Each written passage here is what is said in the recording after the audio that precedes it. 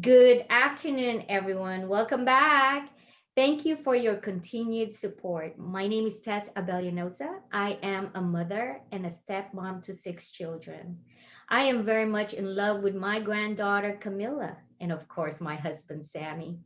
We are from the beautiful sunny state of California. But as you know, I do this show not to highlight Tess. Win with Tess came about because of my passion in helping others. I strongly believe that if we can give others with kindness, our world will be peaceful. Here with Win with Tess, we bring in guests to inspire our viewers, individuals who may not have that superpower like Superman or Captain Marvel. They are simple human being that is not on the big screen of the theaters or your TV at home. Hollywood is not writing about their stories to be filmed, nor to be told. 2020 is almost over, and I am sure that everyone is still adjusting with this new world that we live in. My hands are so dry now from washing with hot water every time I touch something. The back of my ears is hurting from the elastic of my mask. We now have our food served to us at the parking lot just to dine out. These are just simple changes that I personally have to make. What about our doctors, nurses, teachers, and our children who are in schools? Imagine the changes in their lives are more drastic. COVID 19 affected our lives. It may be in different ways for each one of us. So today, I will be speaking to a teacher. He is currently my favorite teacher. He is my daughter's high school teacher for leadership. I want him to have a voice to represent our teachers in our country and just teachers in general. Many parents are dissatisfied with the school closure and remote learning.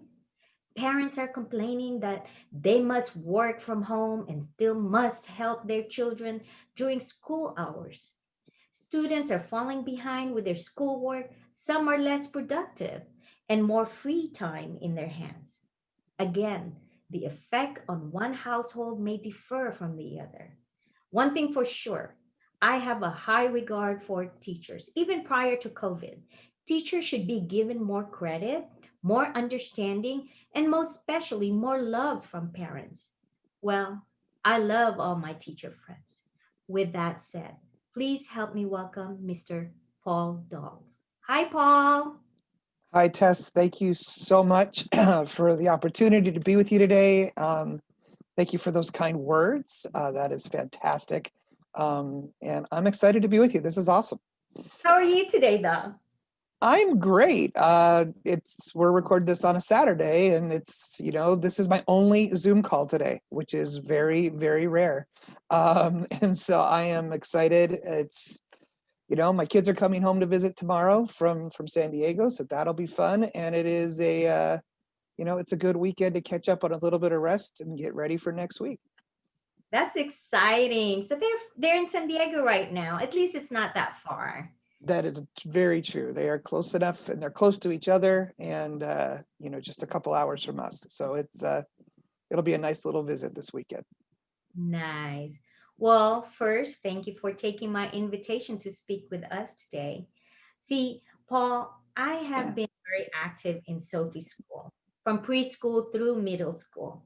I became friends with her teachers and the other teachers from her grade school. But once she hit high school, I was like banned to even say hello to all her teachers. Well, it was quite all right with me. Her grades are always top notch, so it didn't Mhm. bother me. But one day during sophomore, once she got involved with ASB, which is leadership, everything has changed. She wouldn't stop talking about you, Mr. Dolls this, Mr. Dolls that. Then suddenly I was getting invitation again to be around the school. She was signing me up to volunteer for your group. And once I met you, witnessed your energy and watched my daughter evolve, I understood why she loves you. So for our viewers, can you tell us about more about Mr. Paul Dolls? Sure. Sure. First of all, Sophie's a rock star, and I'm flattered that I've been a blessing to her, but I get so much more of a blessing from her, and from her fellow students. So it's so nice to hear those kind words. So my career, my evolution of what I've been doing. This is actually my 25th year as a classroom teacher. Most of those years have been at Monrovia High School. This will be my 23rd year um, there. It's by far the weirdest year so far of those 25 years. But I was a social studies teacher for most of my career. That was my degree is in history. Um, I got involved as the Renaissance coordinator on the leadership side of things on our campus in 2008, and have been leading that program on our campus ever since. And became the ASB director and the link group coordinator 3 years ago, um, which is where I got to run into Sophie, and have her become part of my life. My official title at Monrovia High School now is the Climate and Culture Coordinator, which is a title that I've given to myself to kind of, have an all-encompassing explanation of what I do.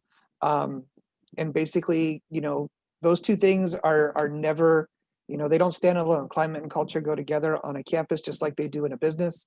The climate is what you feel when you're there, and the feeling that you have, and the culture is what you do.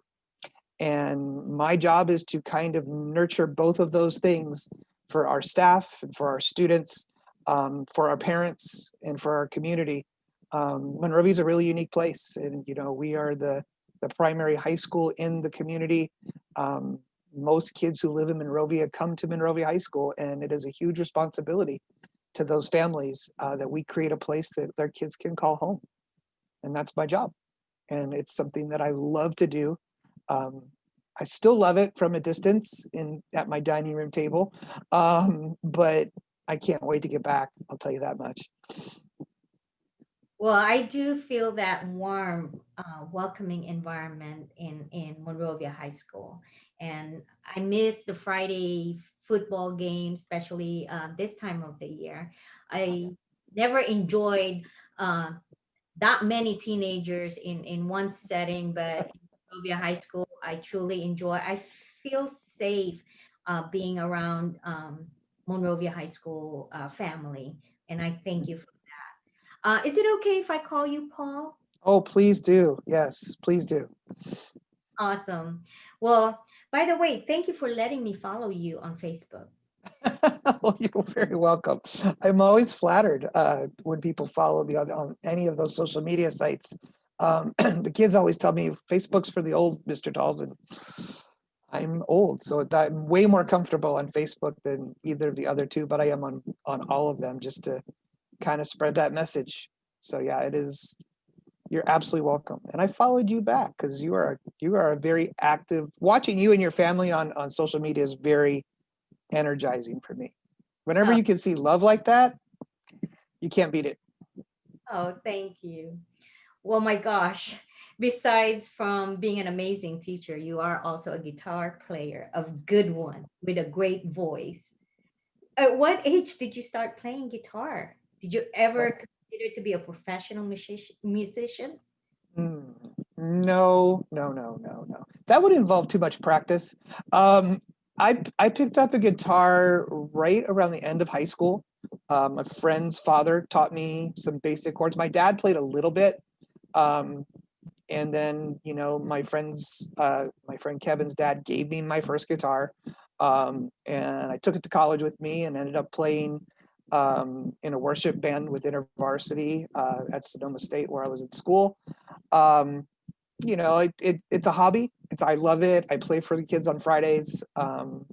It's videotaped now and posted, but it's just a fun thing for me. I'm flattered that would ever come out. One of the kids told me I should go on The Voice the other day, and I spent 10 minutes laughing hysterically at that. But yeah, it's fun. I love music. I think music speaks to our souls.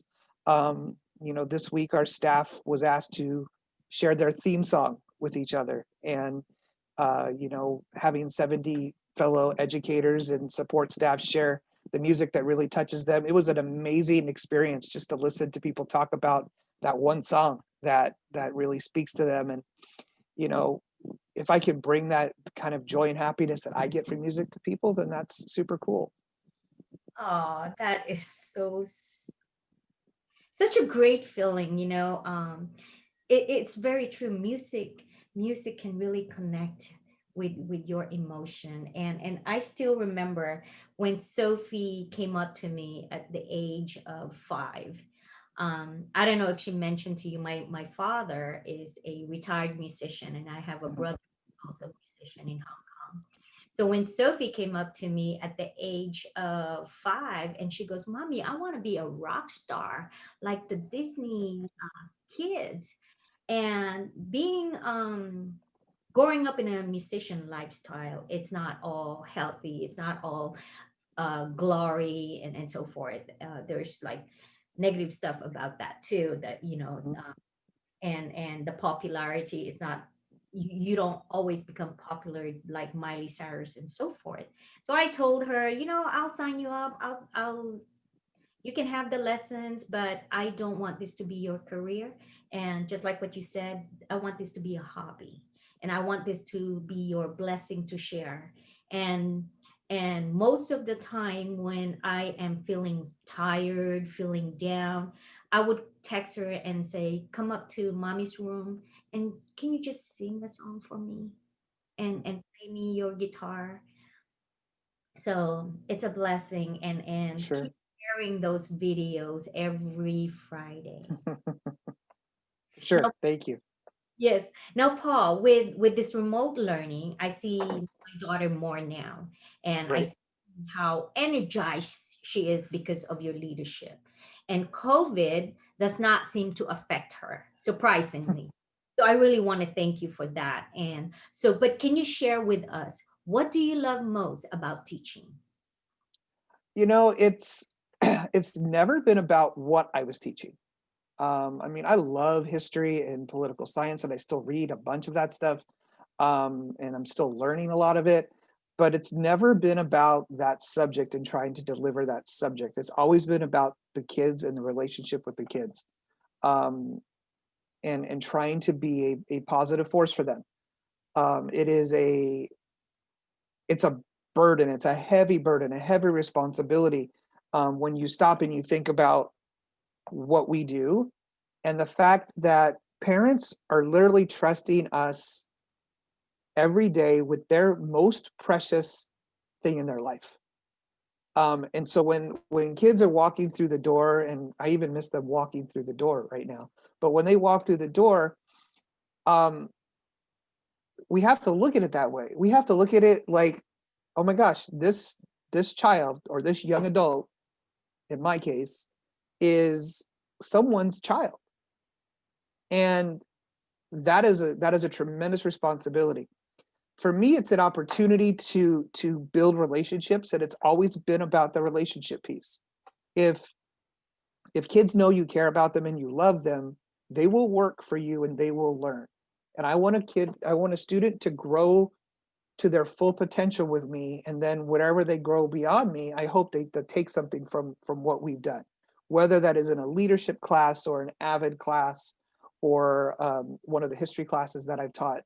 You want to be able to look back and go, oh my gosh, I had a part in that student's story. And that's the thing that I tell teachers when I go speak at other schools, and if I speak at conferences or even with our own staff. We're a part of every single one of those students' stories. And that role that we play, is critical.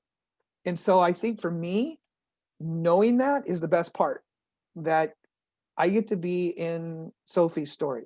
I get to be in Jasmine's story. I get to be in Nico's story. It's a privilege, and let's be real, it can be hard. It's an incredibly hard job. It's an exhausting job, but that privilege that comes with that opportunity, is something that we really can never overstate. And so when you get to those points where you're like, oh, another class, another Zoom, or it's a hard class. And we all have had those hard classes where the connections are really hard to make, or you're just struggling with specific students. That's when you just step back and remind yourself, this kid is writing his story or her story, and right now the chapter they're in, it's not a good chapter, but it's not the end of the story. And so it's remembering that role and remembering that responsibility.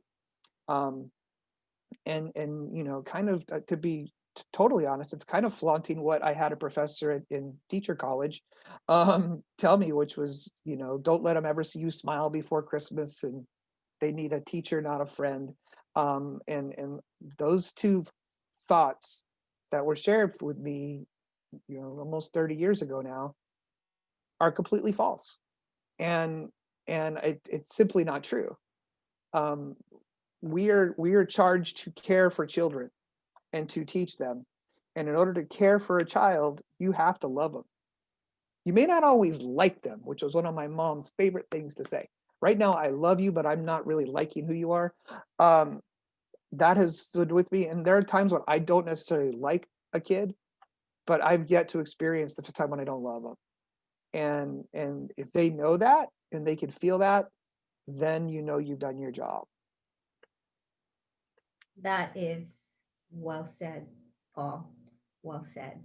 And I do give credit to all the teachers that touch my children's life. As you know, I have two adult children too. They're Mhm. 30, and I still talk to their kindergarten teacher, their first grade teacher, and their high school teachers, because they are part of their lives growing and developing, and so forth. Now, based on your teaching experience, how Mhm. important is it for our children to have their voice to be heard? It's it's absolutely critical. Um, and it's missing in a lot of ways. And I think in socially right now where we're at, it's really hard. When we're on campus and we're in person, um, it's still hard because there are students whose voices are always heard. Those kids who have the self confidence already to believe in themselves, their voices are going to get heard because they already know that there's value in it.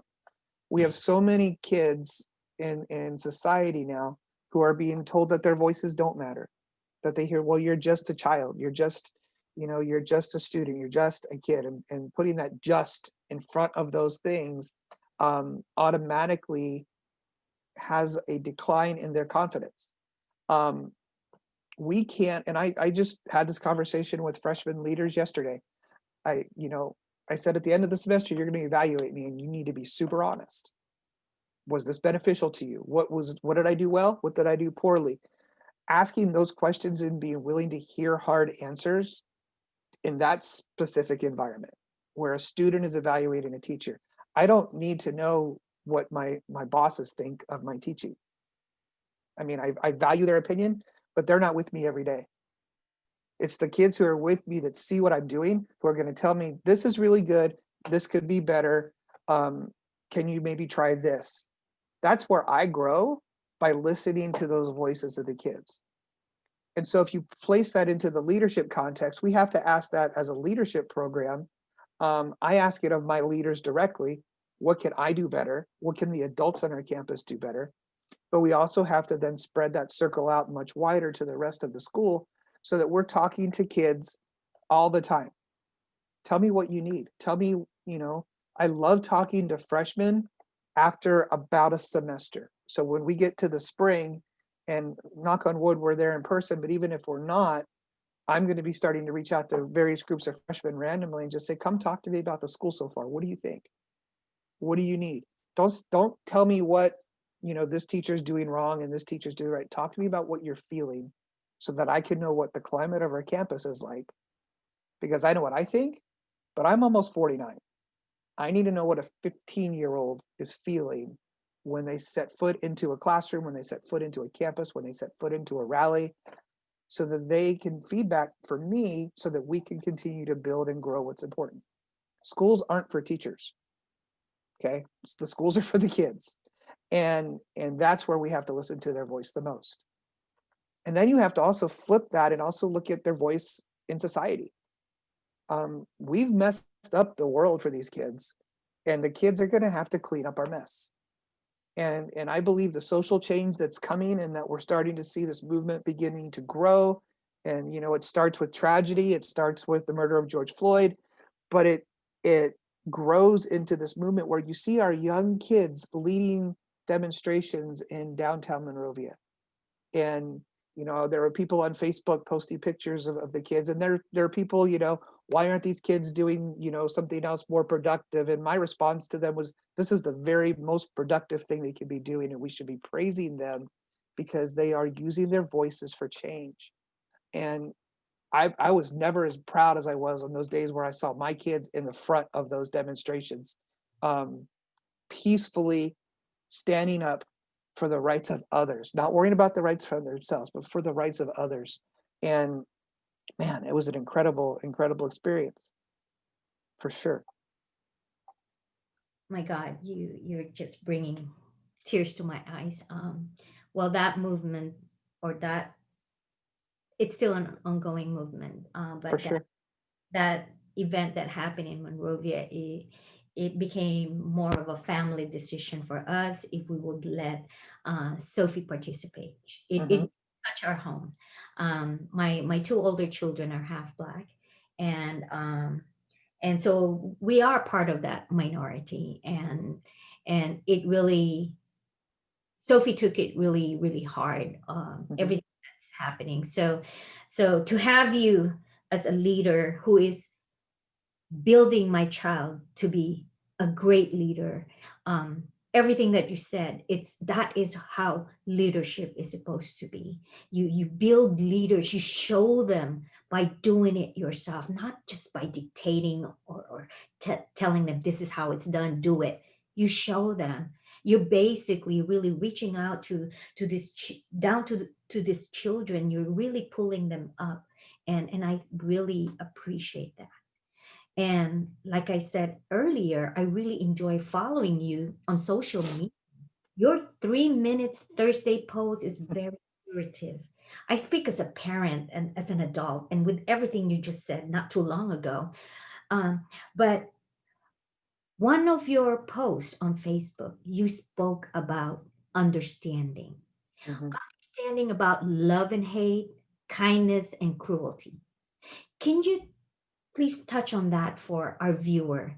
And then, in addition, with everything that is happening around us, what do you think we need in the world, in our country, in our schools? I think it's an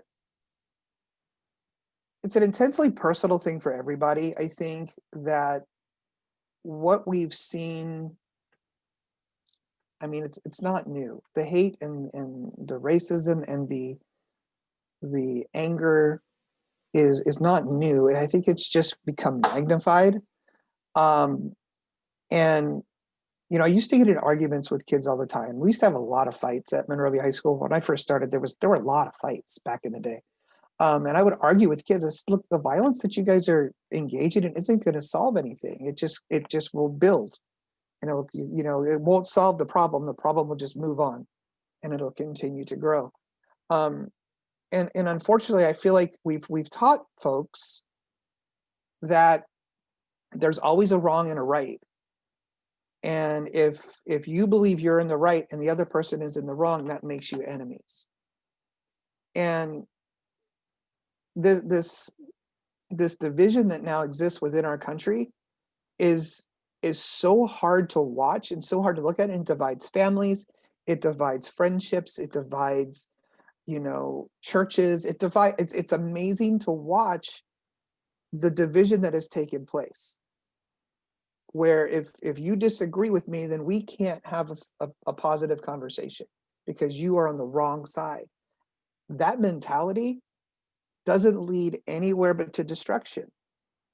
And so what I try to teach my kids, my own two, and my school family, I try to teach them that love is way stronger than hate. And even when in times when it doesn't feel like it, and there have been lots of times over the last 8 or 9 months where it hasn't felt that way. Even in the most violent situations or the most violent protests, there were stories of people helping each other. There were stories of people stepping in and intervening on behalf of somebody else. And it really goes back to this just simple idea of having compassion for your fellow man and woman that is absent in so many places and in so many ways. And part of it's our leadership, and you know, it's a lack of leadership from the top, and it's not necessarily just, you know, the current administration. Our system's been broken for so long that telling kids to look to our leaders for advice, like our political leaders, is the worst possible thing we could do, because they are the ones that are perpetuating this two-sided argument of life. And life just doesn't work that way. And you know, I think back to, this is going to be a weird comparison, but I think back to when my wife and I got married, and we were going through marriage counseling prior to being wed, because that was the policy of the church we were at. And the minister talked about compromise. And he said, if you guys don't figure out compromise, it's not going to work, because every relationship requires some give and take. And that's just a basic truth. And so it amazes me when we're not willing to do that. And honestly, Tess, that is exactly what needs to happen. I don't know when it's going to happen. I think it's very similar to a social justice movement, where we're going to have a kindness movement. Um, you know, my friend Houston Kraft, who just put out a book called Deep Kindness, talks about this all the time, where we have to go beyond the confetti version of kindness, where, you know, you just put up a poster, but you really go deep with someone, and you develop a relationship. And if you have a relationship with someone, a true relationship, that really can't keep love out. And people are afraid to use the word love because it has different meanings for people now. But the basic need of human beings to be loved and accepted by other people, regardless of religion, regardless of race, regardless of creed, is what this world needs. And it's hard because people get set in their ways, and people hear the talking heads on TV, and unfortunately with the internet and TV and the 24-hour news cycle, and that's all we see is the negative. And you never see, I mean, one of the things that pops up, a news thing pops up on my internet screen every morning when I open my computer. There's very little, but you have to really look hard to find a positive story. They're there, you just have to look really hard. But we have to have a change of a mentality within our society.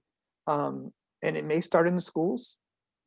I don't know. I mean, it's the right place for it to start. We need to teach our kids to love each other. I mean, that's the most basic answer to your question.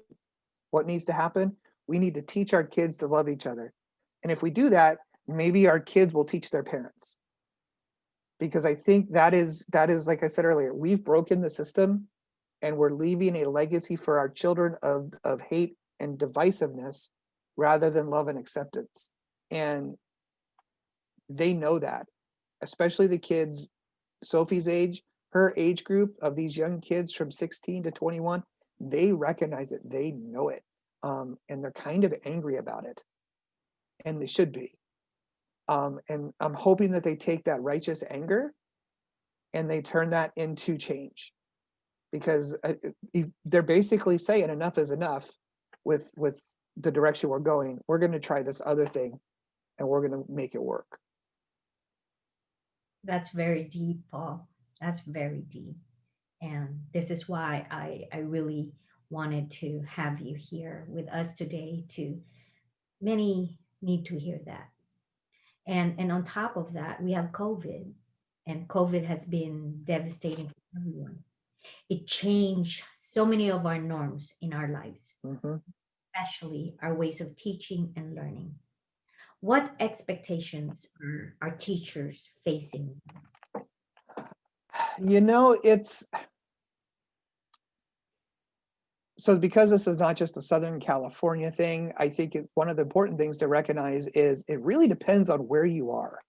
I was on a training this morning with Justin's Renaissance, and one of the presenters was a friend of mine from Oklahoma. Well, they're back in school.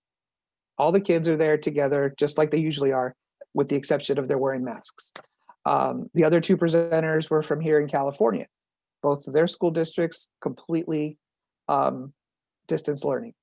So just like you and I are having the conversation. So the expectations are different in whatever environment you're currently in. The hard part for education is the situation or the circumstances are different everywhere, but the expectations are the same.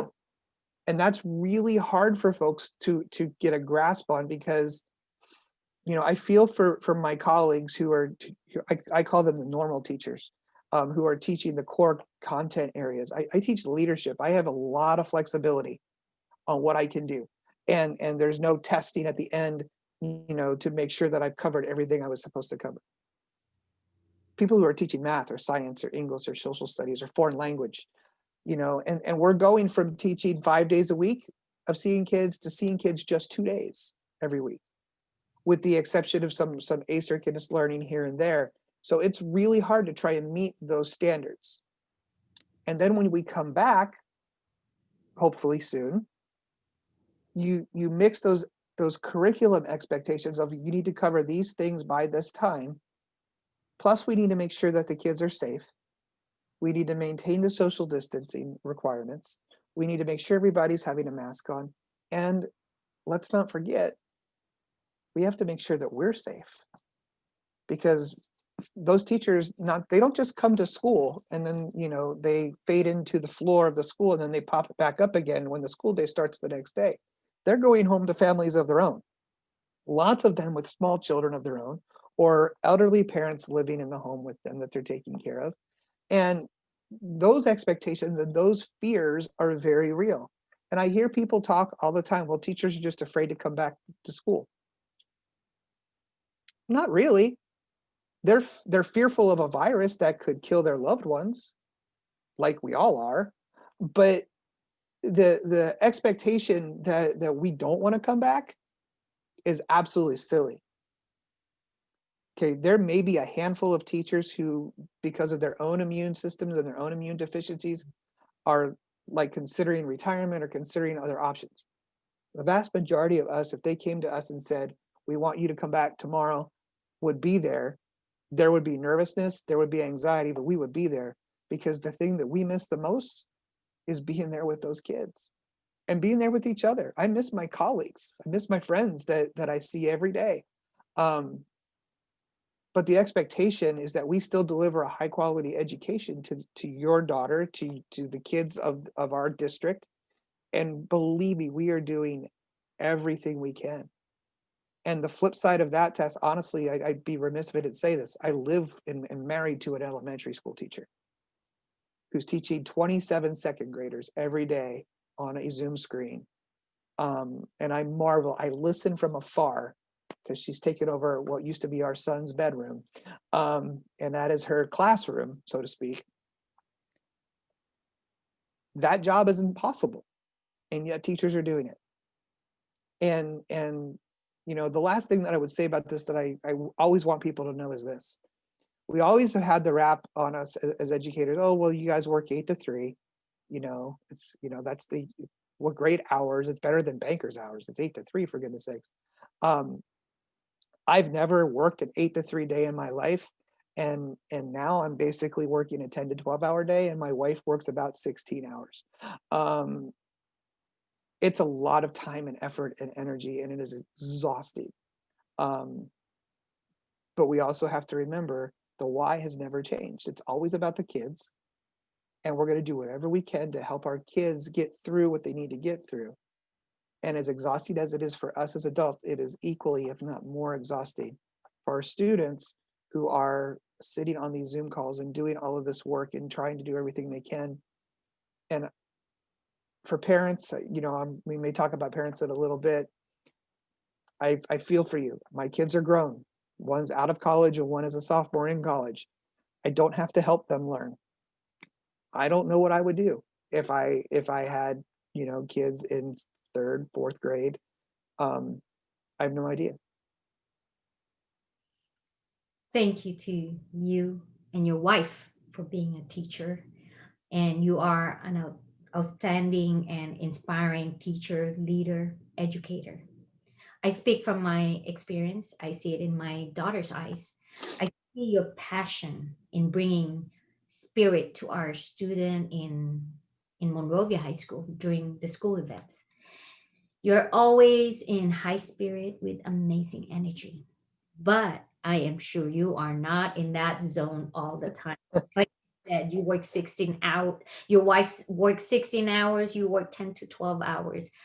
What do you do to get you to that zone before showtime? Yeah. Always, always up is hard. Part of it is a wanting to be positive. And being that positive force is exhausting, because there's a lot of times where you just want to take the headphone out and just go cry or walk away for a few days. Um, Part of it is making sure you rest. And that is hard for a lot of folks. I sleep way better than my wife does. Um, but I think I don't really know. I mean, a part of it is I miss the kids so much that when I get to be with the kids, even if it's on a Zoom, I feed off of that. They're an energizing force for me, because it goes back to that story concept. Okay, well, here's 31 kids checking in with me. They're all showing up, and they're coming with expectations. They're coming to see each other too, but there's also this responsibility that I have to them. And I've always said this since my very first class that I taught at Nobel Middle School in Northridge. I get way more from the kids than they get from me.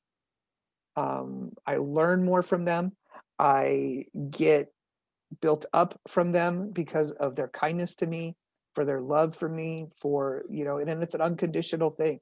Every kid does not love Mr. Dolls. There is truth to that. I can drive some people crazy, but at the same time, when you feel that love from kids, that is a natural energizing force that you just can't help but go, okay, let's go. um, I think one of the things that's keeping me going right now is I know there's a day that we're going to get to be back on campus together, and I'm living for that day. I'm living for that first day or first week back. It is going to be crazy and insane and intensely busy, but just to be with the kids again is going to be phenomenal. And that's true, I guarantee you, for every single educator in the world, because I've talked to people who have gone back, um, and they're saying it's hard, but it is.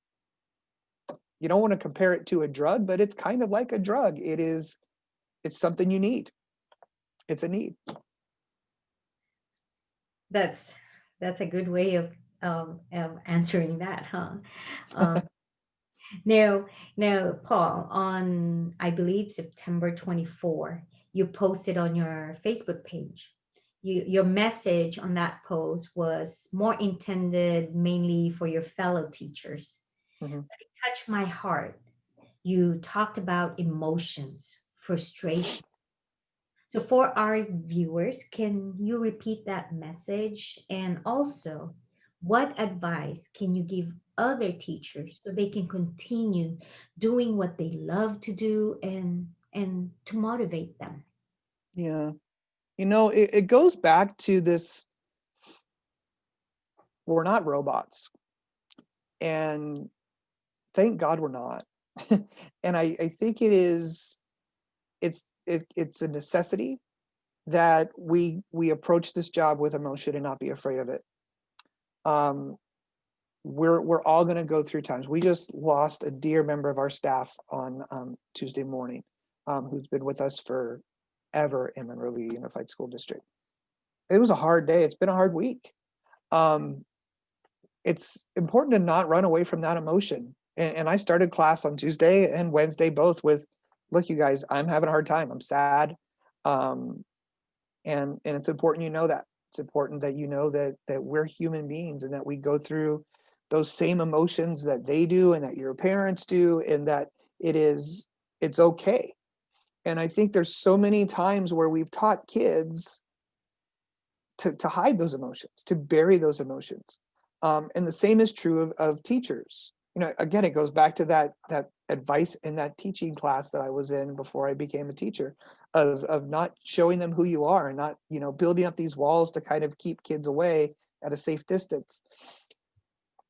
That mentality is really detrimental, because those things keep you from building those connections to kids and to each other. There's no greater support staff for teachers than other teachers.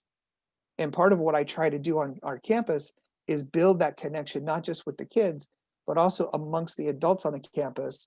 Whether you're a classroom teacher or a security person or custodian or a cafeteria worker or an administrator, it doesn't matter what your role is, you're still a teacher, because you're impacting kids. And if you're interacting with kids on a daily basis, then you're still teaching them. And having the ability to look at that emotion and that frustration and own it and be honest with it, not just with yourself, but with your students and with your colleagues, will allow you to not become a slave to those emotions, but to use those emotions for your own benefit and for the benefit of others. And it's hard. It is really hard. And we have not been on campus now together for over 9 months. And for me, it's just really hard. And you have to be able to own that emotion and just say, I'm going to do what I can with it. And I'm going to try to be a little bit better today than I was yesterday. I'm going to try to be a little bit better tomorrow than I am today. And do that for those kids. And just as importantly, you have to do it for yourself. And self-care and having a support network of fellow teachers, because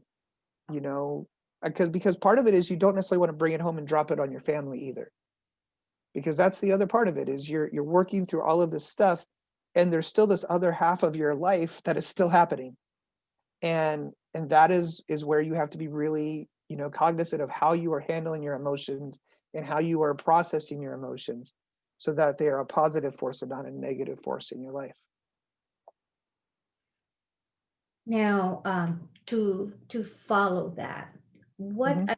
advice can you give our children who are currently struggling with this new way of learning? It's so hard for them.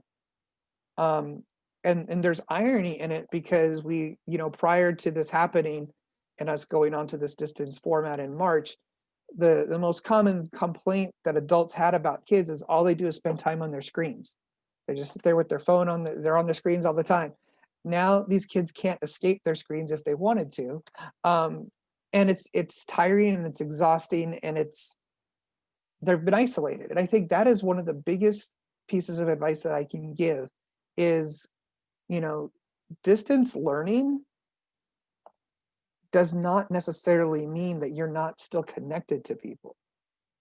It's not isolated learning. We're all apart. I mean, there are kids I haven't physically seen your daughter since March 13th in person. But I see her and I talk to her almost every day, either through text or through a class video or through a meeting. I'm still staying connected to her because of that. That is the most important thing for the kids. They need to stay connected to each other and to their teachers as well, but more so to each other, because that safety net of friendships that they have is a lifeline. And if they're not connected to it, then we lose them. And we've lost, kids have kind of fallen off. They don't come to their class meetings. They don't do that. Not as much as it was in the spring when things were really, really weird. But, we have to be able to stay connected. We have to be able to stay in touch with each other, even though we're not allowed to touch each other. And that is the hardest part, because I think that bond amongst our students is now frayed, and we have to find ways to repair it and to get kids back together and talking to each other and sharing what's going on in their lives with each other. And that needs to take precedent over the curriculum that we're having to push through. And that's where one of those expectations and pressures come from. And so when I talk to kids, and I have these conversations with kids a lot, Look, the number one thing you do is have to take care of yourself. Physically and emotionally, you have to take care of yourself. Okay. The level of depression, the level of mental illness, the level of drug and alcohol abuse is all ticking up because of this isolation. And it's easy to fall into that isolation because it's easy just to say, well, this is the situation I'm in. I'm just going to fall within myself. You have to make a deliberate effort to not do that and to reach out and stay connected to people. And that deliberateness is what is missing for a lot of kids because it's scary. It's you're being vulnerable. Brene Brown, you're being vulnerable. That vulnerability and that courage that is necessary for kids to reach out because they're always fearful of rejection. So if I reach out to my friend and they don't call me back, now that's going to send me spiraling even further. And so it goes back to that love over hate kind of thing. We got to love each other. You got to love yourself and you have to love each other. And then good stuff happens academically and socially. Exactly. Exactly. And it's not easy. It's not very No. easy if you had to go through it at the beginning. But thanks to you, like you said, talking to her every day, it really made her stronger, and she thinks wider, I mean bigger picture than just this little issue that make him Yeah. approach her daily life from her friends. Yeah. Now, with that said, what advice can you give our children in dealing with this new world of no football, no school dance, no hanging out, and many more no's in their teenage lives? Yeah. Yeah. I'm working on that. um, because even when we come back, we're going to have a lot of restrictions on us. And I think that is one of the things I've been talking about with the leadership classes is, we have to be, we're all kind of mourning what we've lost. Last Friday, not yesterday, but 2 Fridays ago was supposed to be our homecoming game, and our dance, and that's obviously didn't happen. And so you have to take the negative and turn it into positives. And the leadership kids need, especially, it's a burden on them. It's a challenge for them to, we have to process what we've lost, but then we have to turn it around and try to find the positive that we can bring to the rest of the campus and to each other. And so that's really what the challenge is for folks is, okay, so we can't do this, but rather than focusing on what we can't do, we need to look at what we can do. And a lot of that is virtual. A lot of that is creating fun things to do online and figuring out ways to play games online and being silly and putting yourself out there and just having a good time with each other. It involves giving up extra time maybe and not sticking to your 2 periods a week with the kids, but maybe opening up a conversation on a Thursday night from 5 to 6 just to hang out and just to have a conversation. I'm not teaching you anything. I just want to talk like we would sit and talk in my office because the best conversations usually don't happen between bells. It's usually before a bell or after a bell or at lunch or after school. Those are when those real conversations happen.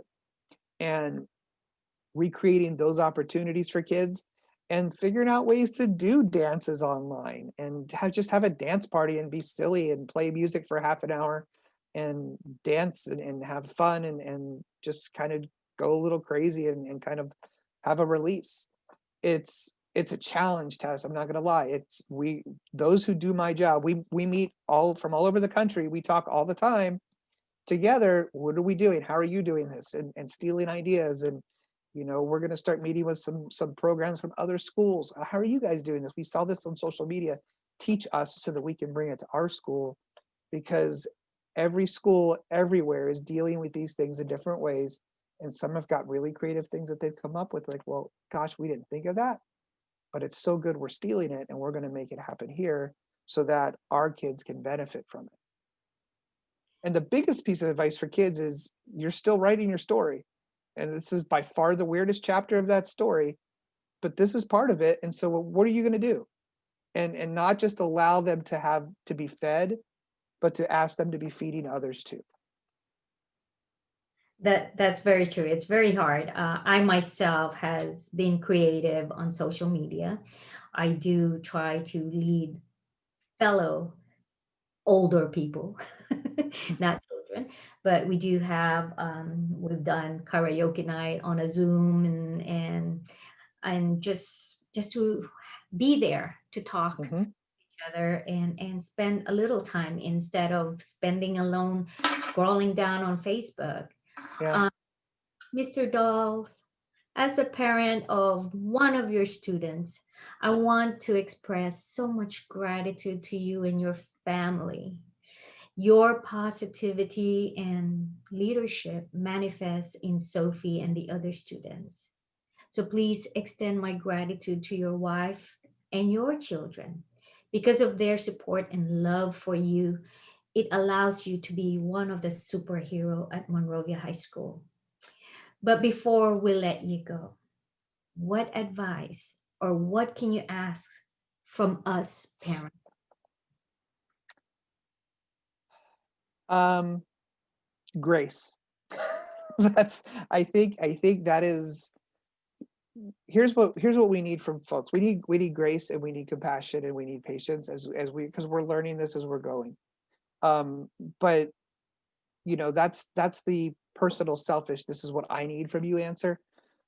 More importantly, I think it is just a continuing desire to encourage people with their kids to dig deep into what their kids are doing and what they're going through, and have those conversations.